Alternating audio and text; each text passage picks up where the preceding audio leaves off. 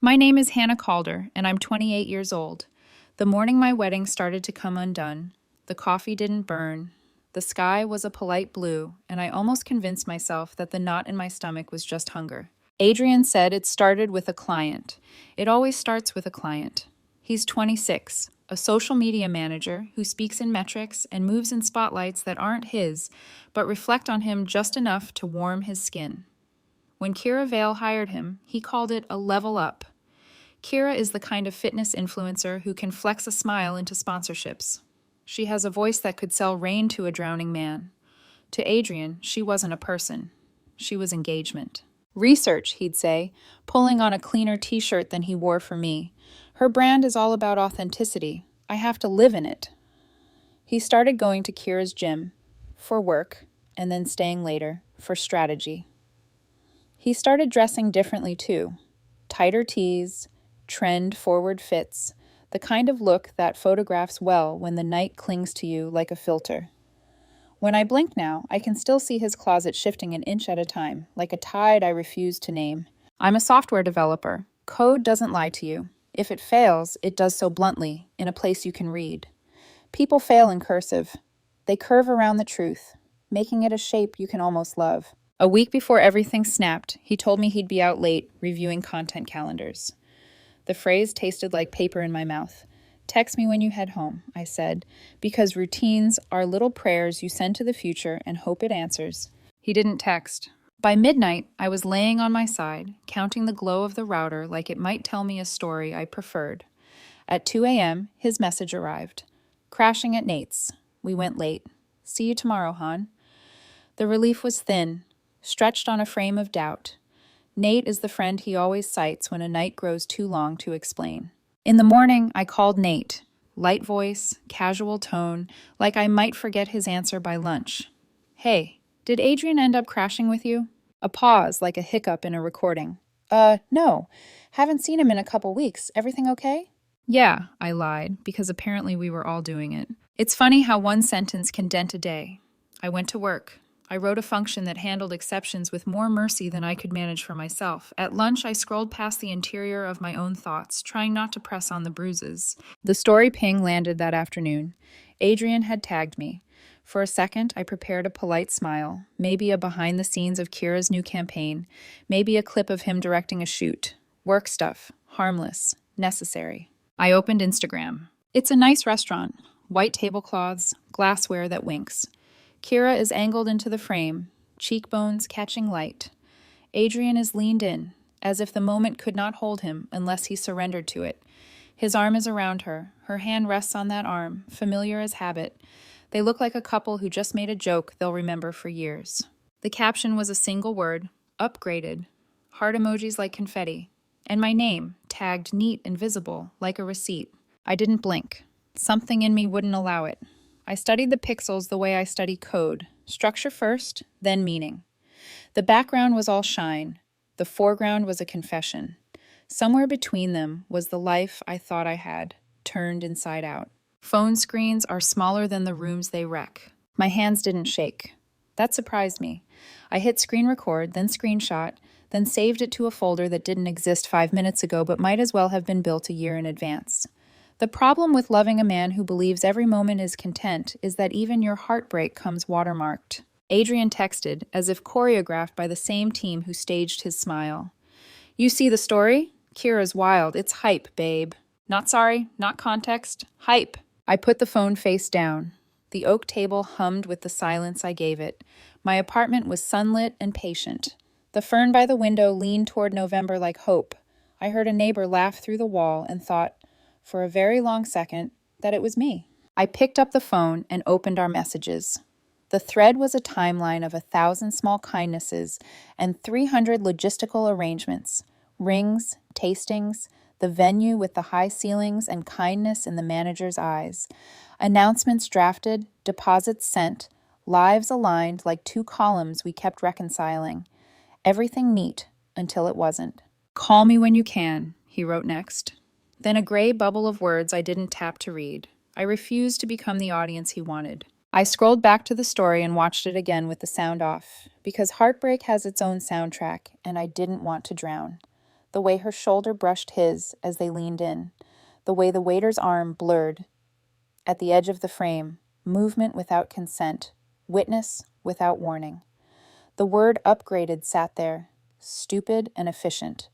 I imagined him choosing it, thumbs flying, dopamine peaking at the thought of virality. I imagined him telling himself it was a joke, that I would understand, that a woman like me, a woman who writes tests for broken things, would surely see the humor. Kira's comment landed under it. We love a glow-up. The algorithm clapped. My stomach turned.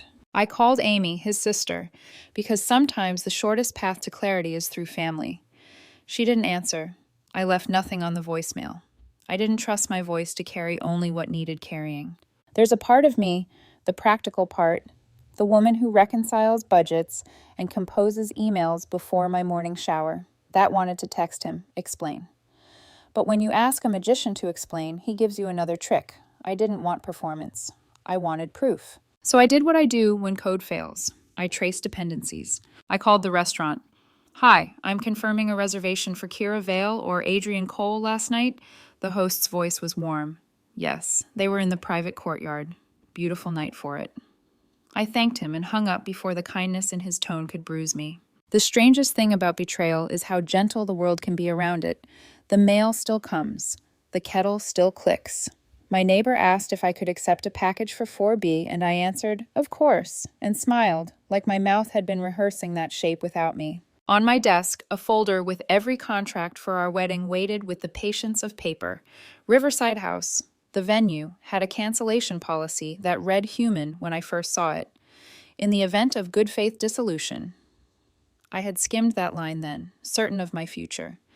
Now I read it slowly, the way you read a map when the bridge you were counting on is gone. I thought about Maya, Adrian's ex, the one who taught him how a caption could steer a week of attention.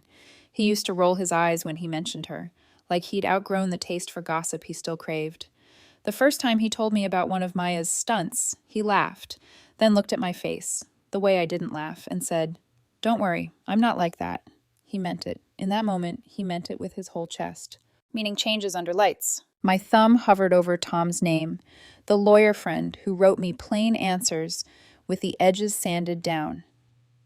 Not yet, I told myself. Not from anger. Strategy. If I start with anger, he'll talk me into a miracle. If I start with proof, all that's left is math. I pulled in a breath that felt like a weight, and the apartment steadied. On the wall, our engagement photo, me laughing into his shoulder, watched me like a ghost who didn't know she was one. I took it down and put it face first in a drawer. It sounded like a door closing. My phone buzzed again.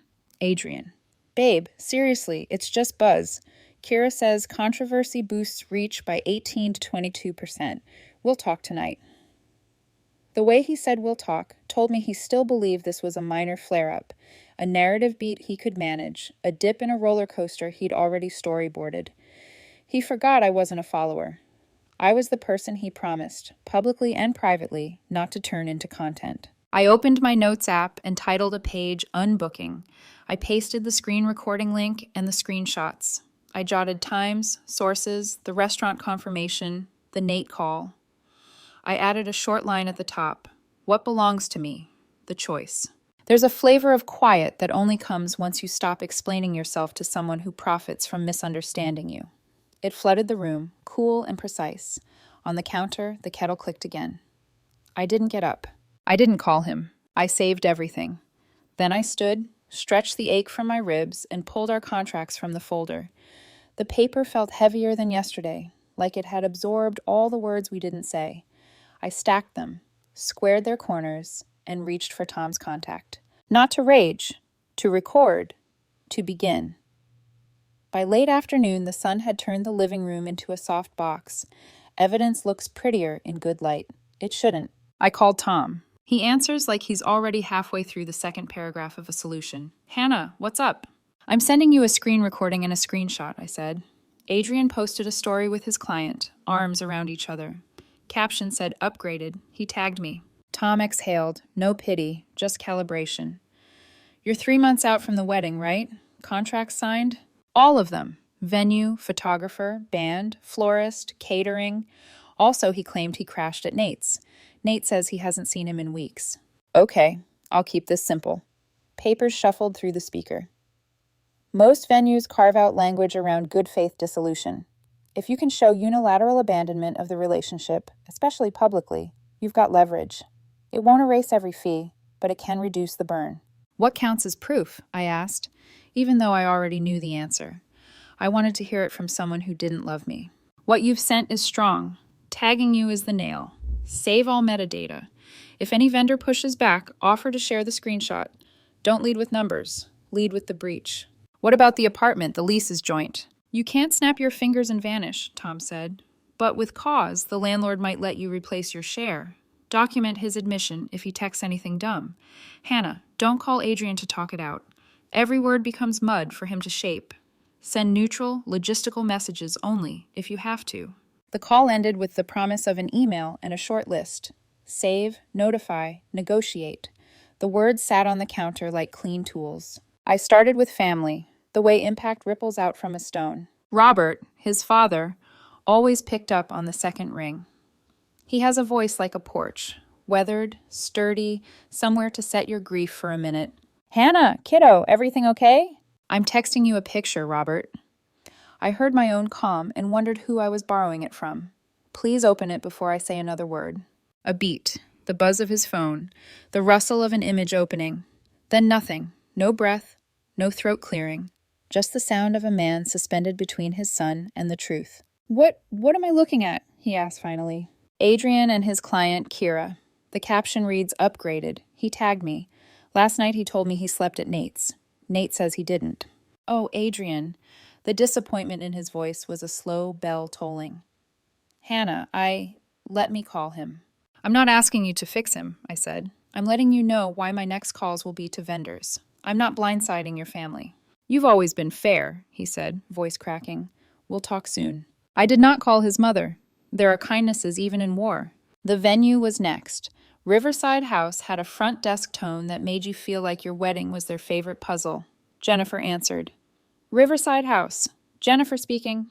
Hi, Jennifer. It's Hannah Calder. Our date is January 18th. I need to discuss cancellation for cause. I have documentation. A breath on her end, like empathy flexing its knees. I'm so sorry, Hannah. Do you mind emailing the documentation while we look at your contract together? I sent the video and screenshot with a concise paragraph Tom would have been proud of.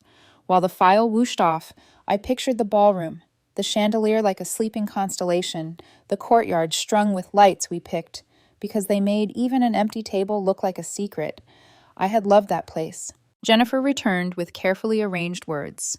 Our policy, as you know, retains the deposit and a portion of the fee inside 90 days. However, when there's clear evidence of bad faith dissolution by one party, our manager can authorize a significant refund. Your documentation, it's clear. Clear, I repeated, because sometimes you need the world to name what you can't. I'll escalate to management right now, she said. You'll have an answer by morning. I wish I were calling for happier reasons. I'm grateful you're calling at all. Call by call, I moved through the list. The photographer, David, picked up while on a shoot. I could hear shudders and laughter like a parallel universe where love makes sense. Hey, Hannah, I'm sorry you're going through this, he said, after a quiet minute with the image.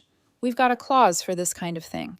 I'll waive my cancellation fee and refund the retainers. My wife is next to me, shaking her head at your ex. Fiancé, I corrected softly. For 2 more hours, maybe. Then my condolences come early, he said, with a warmth that didn't cut, just covered. We'll make this easy. The florist made a pained sound and offered to repurpose the order for credit toward an event when you're ready to celebrate something else. The band read the caption twice and told me they'd release the date with minimal penalty because no song is worth this. By the time I reached catering, the sky had slipped from polite blue to that particular gold that makes even sidewalks nostalgic. The chef listened, then said, My sister went through this. I'd be a monster to keep it all. Let me see what produce I can cancel. We'll minimize, okay? The word minimize landed like a hand to my shoulder blade, nudging me forward. Between calls, my phone trembled with incoming messages from Adrian. I read none of them, but the previews gave away the shape. Babe, this is blowing up. You're making it worse. We need a united front. It was a bit. My name, Hannah, appeared like a device in a magician's mouth. For effect, not for truth. Then Amy texted, What's going on? Dad barely told Mom anything. Call me. A trap disguised as concern or concern disguised as a trap. At this point, the distinction bored me. I called her anyway, because I remembered the way she'd hugged me last Christmas, face pressed to my shoulder like prayer. She answered quickly. Hannah, is this about the story? Please tell me it was a joke. It wasn't, I said. Even if he meant it as a joke, it functioned as a statement. Adrian is an idiot, she said with sisterly authority. But he's a good man. Kira is persuasive. You know how this industry is. I know how respect works, I said. It's not an industry. Silence. Then, Mom is already looking at non-refundable flights. It's not about the money, Amy. It's about forgiveness, she said, and I heard their mother's cadence in her mouth, about not blowing up a life because of a caption. The quiet that followed was long enough for both of us to recognize a fault line. He lied about where he slept, I said. He made a public performance of private betrayal, and then he tagged me. If a stranger did that to your sister, what would you tell her to do? She didn't answer. I let her not answer. I'm canceling, I said. I'm notifying you because you are family to me, regardless of what happens next. That's generous, she said, voice small now. Hannah, I'm sorry. Me too, I said, and meant it in 10 directions. Tom's email arrived with phrasing to copy-paste into vendor threads and a line that read, "Stay boring. Boring wins." I smiled despite myself. I wrote Adrian one message, and only one. Adrian, given your public post with Kira and the caption upgraded, I am proceeding to cancel the wedding and unwind joint obligations. For clarity, please direct any communication about logistics to email. I won't discuss the relationship by phone or text. H. He responded within seconds, paragraphs of heat, impressions of apology, spliced with marketing jargon, blowback, narrative, salvage. I archived the thread into a folder labeled lease/vendors. I did not allow a single sentence to become an anchor. At 7, Robert called back. I spoke to him, he said, voice gravelly. He says it was for buzz, that nothing physical happened. Even if that's true, I said, he still stood on a metaphorical table and announced to everyone, including me, that he'd found something better. If it's not true, then we both know what it is. I told him he needed to come clean and come home. His chuckle was bitter. He asked what home meant. And what did you say? I asked. I said it's the place you don't set on fire to keep yourself warm. He sighed. Do what you need to do, Hannah. If your folks were here, I'd tell them they raised a sturdy one. When the last vendor call ended, the apartment felt like the inside of a bell, hollow but resonant. I made tea. I didn't drink. I opened windows I didn't need. The air felt colder than the forecast. As I shut my laptop, my phone lit up with a new notification from Kira's feed, a grid post this time. Same restaurant, same angle. Caption. Sometimes you don't know you're settling until someone shows you the view. No tags, no mention of Adrian, just her face arranged into victory. It didn't pierce me, it organized me. I took our 2 wedding bands from the jewelry box and set them on the table, side by side, small moons glinting. I imagined the day we'd chosen them, how he joked about our fingers being billboards for our future. Then I slid mine into a pouch and put his in a plain envelope addressed to his name. In my notes, beneath Unbooking, I added a new line, tomorrow, Riverside decision, lease options, storage boxes. There is a point where grief gives up its drama and submits to logistics. You can hate that point. You can also survive there. At 9:12 p.m., the building's hallway lights clicked into their nighttime setting, warmer, dimmer, as if the world itself were lowering its voice. I stood in the doorway and listened to the hush, the way a city pauses between stories. I had proof. I had a plan. And for the first time since the word upgraded colonized my day, I had the strange, steadying sensation that I could breathe without asking permission. When the knock came, it wasn't a surprise. Adrian had always been the kind of man who believed a dramatic gesture could erase a digital sin. He once said, "You can't read tone through text, Han. Some things need a face." Maybe he thought that was wisdom. Maybe it was just a strategy. I opened the door halfway. He was standing there, hoodie up, face pale in the light of the hallway. Behind him, someone's dinner delivery guy rolled a cart past, the world refusing to stop for our tragedy. "Hannah, please," he started, voice softer than I remembered. "Can I just come in for 5 minutes?" 3, I said, because boundaries make people listen harder. He walked in like he still lived here. His eyes went straight to the table. where the wedding binder sat open beside the envelope with his ring. I could see the realization hit him, the finality of paper. You sent my dad the screenshot, he said quietly. Yes. You sent it to the venue too? Yes. Jesus, Hannah. He ran his hand through his hair. You made this public. I almost laughed. Public? You tagged me in a post with another woman and the word upgraded. I just replied with evidence. He froze. It wasn't what it looked like. Kira thought it'd be engaging, I finished for him. I know the word. I've heard you use it like it's a form of art. His voice cracked. It was supposed to boost her algorithm. We were building her rebrand as more relatable. It was stupid, yeah, but you didn't think it through. I folded my arms. Tell me something, Adrian. When you hovered over the word upgraded, did you laugh? Did you think I'd see it and get the joke? It wasn't about you, he said. You have to believe that. That's the problem, I said. You never thought anything was about me. He flinched, eyes darting to the walls, like the apartment could defend him. Nothing happened with Kira. She's intense, sure, but she's business. Then why lie about where you slept? He hesitated. We worked until 1 a.m. I was too tired to drive. I crashed on the couch.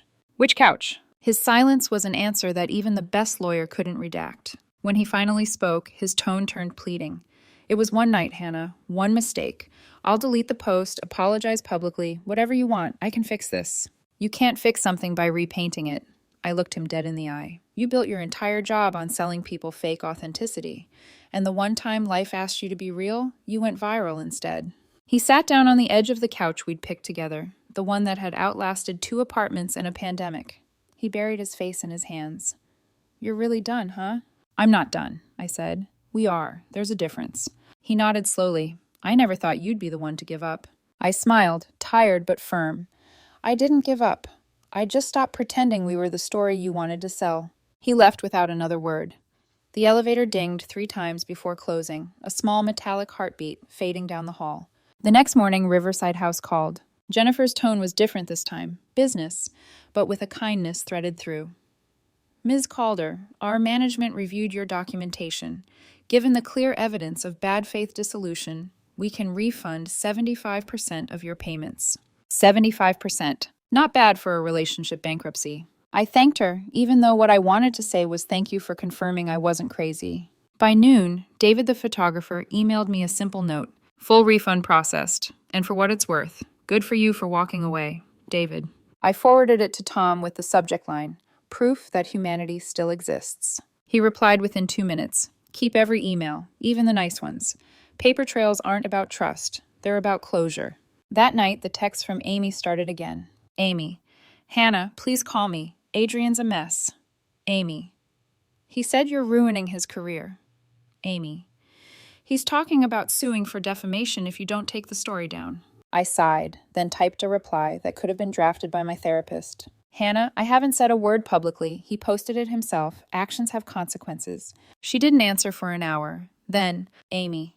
I just don't get why you can't forgive him. People make mistakes. I almost replied some mistakes trend, but I deleted it. Forgiveness isn't a broadcast. It's a quiet decision that sometimes never arrives. 2 days later, Robert called again. Adrian's been staying with me, he said. He's quieter than usual. Keeps saying it was just marketing gone wrong. It always starts with marketing, I said. I told him to apologize in person. He said he already did. He did, I said, and I told him no. Robert hesitated. You know, in 30 years of marriage, I've learned the hard way that sometimes men like Adrian don't understand loss until it stops answering their calls. Then let the silence teach him, I said. He chuckled softly. You sound like someone who's already moved on. Not moved on, I said, just moved out. That weekend I packed. Each drawer was a small archaeology of us. Movie ticket stubs, keys to an Airbnb we once swore we'd revisit, a charger that only fit his old phone. I placed the engagement ring pouch on top of the box marked fragile and sealed it with a strip of blue tape. As I labeled the last box, a faint ping from my phone echoed through the quiet. A new message. Adrian, if you'd just waited a few days, this all could have been fixed. Kira's account got suspended. The buzz died. You burned the bridge for nothing. I stared at the message until the letters blurred. Then I whispered aloud, No, Adrian. I saved myself from burning on it. Delete, block, done. On Sunday, I met Tom for coffee. He slid a folder across the table. Refund confirmations, he said. Also, your landlord agreed to release you from the lease if you find a subletter by the 15th. I've drafted a clause protecting your portion. I blinked back gratitude. You always make it sound easy. He shrugged. It's not easy. It's procedural. And sometimes procedural is what keeps people standing.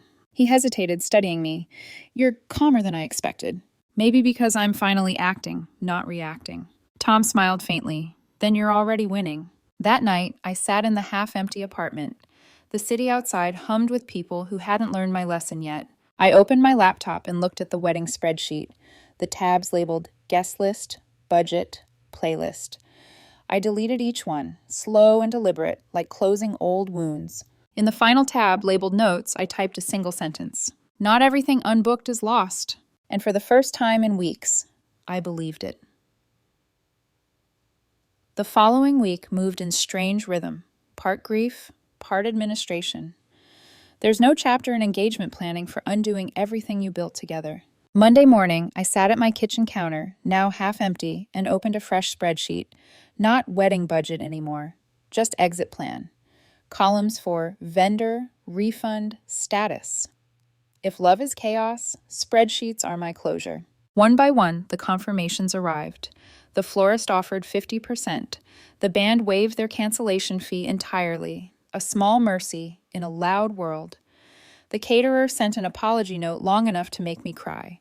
Not for Adrian, but for the kindness of strangers who knew what humiliation felt like secondhand. Each refund email chimed like a small exhale.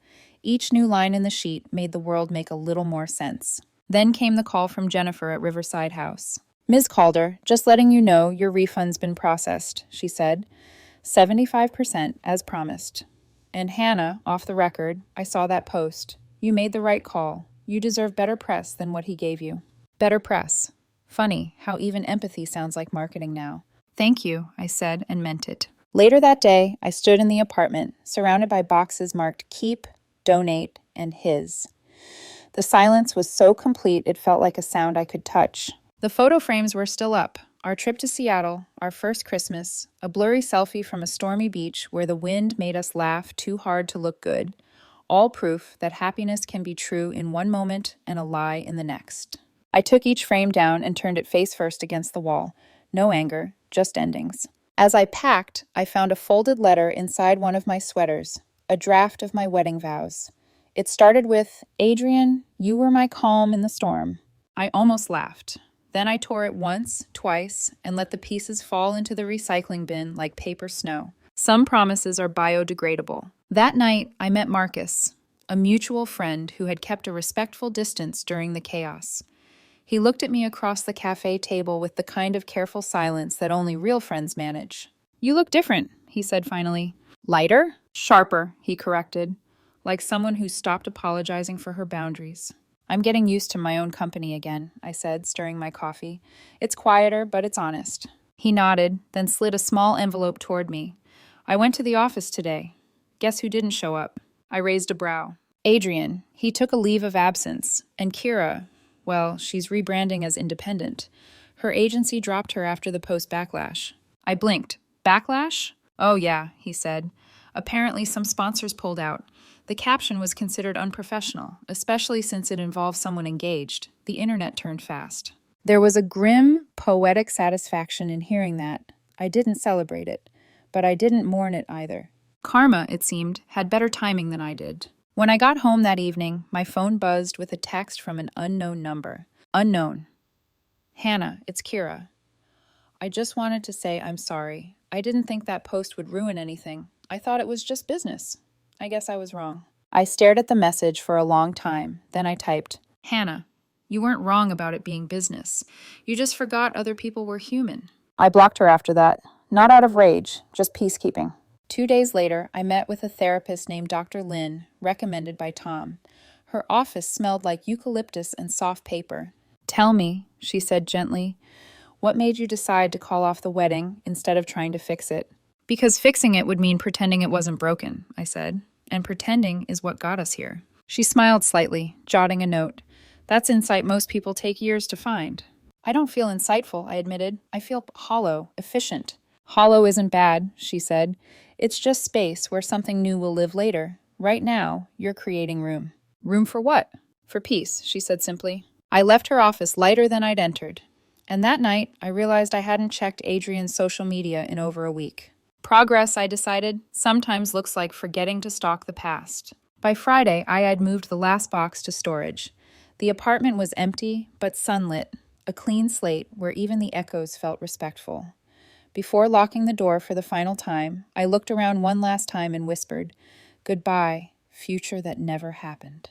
Then I closed it. In the elevator, my reflection caught me off guard.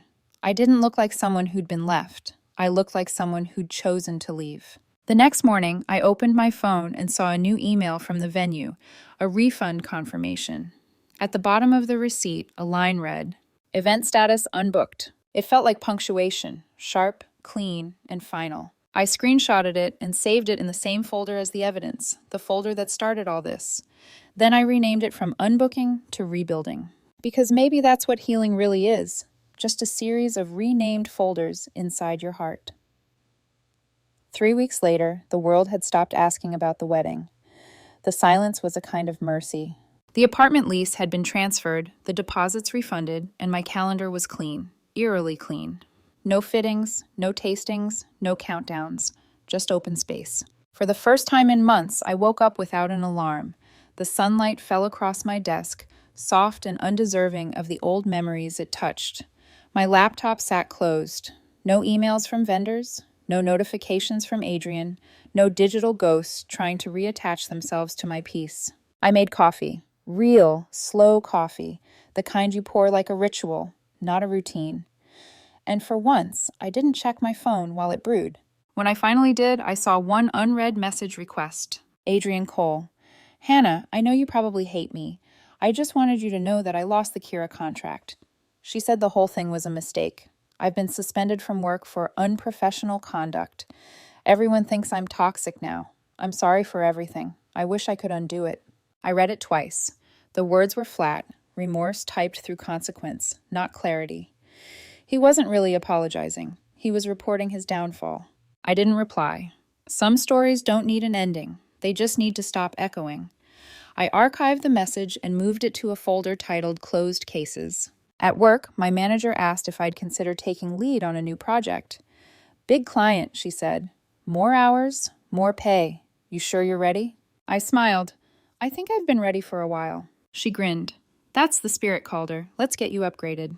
The word hung in the air for a moment. Upgraded. Once, it meant humiliation. Now, it just meant evolution. I nodded.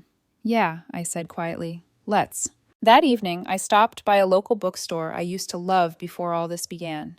The owner, a kind man with too many cardigans, smiled when he saw me. "Haven't seen you in a while, Hannah. Everything all right?" "Getting there," I said. He gestured toward a display of journals. "New arrivals, for people who need a fresh start." I picked one up, navy blue, embossed with gold letters that read "Begin Again." It felt right. At the register, I paid in cash. Small transactions feel more honest that way. Later that night, I walked by Riverside House, the venue that almost became my forever. The lights were glowing for someone else's wedding. Through the window, I saw a bride twirling under chandeliers, her laughter folding into the music. It didn't hurt. Not anymore. It just looked like something that used to be mine in another lifetime. I whispered under my breath, "I hope she gets it right," and meant it. Back home, I sat by the window with my new journal and a pen that still smelled like ink and potential. The city outside was alive, car horns, laughter, music from a bar 2 blocks over. For the first time, it didn't feel like the noise was pressing against me. It felt like it was inviting me back in. I started writing, not code, not contracts, not closure emails, just thoughts. Things like, maybe peace doesn't come after closure. Maybe peace is what happens when you stop chasing explanations. Sometimes love is just data you didn't back up in time. And sometimes being upgraded just means you finally updated your self-respect. When I finished the page, I drew a small check mark at the bottom, a habit from my old to-do lists. Task complete. Before bed, I opened my email one last time, not out of obsession, but habit. A new message sat in my inbox. Subject line, "Your refund has been successfully processed." No sender name, just an automated system. Probably from the florist or the venue. But still, the timing was perfect. I smiled, exhaled, and whispered, "So have I." I shut my laptop, turned off the lights, and let the room fill with quiet. This time it wasn't emptiness, it was space, mine, finally. And as the night settled over everything I'd unbooked, I realized something simple. You don't rebuild your life by rushing towards someone new. You rebuild it by sitting still long enough to hear your own voice again. Sometimes the best revenge isn't proving you were right.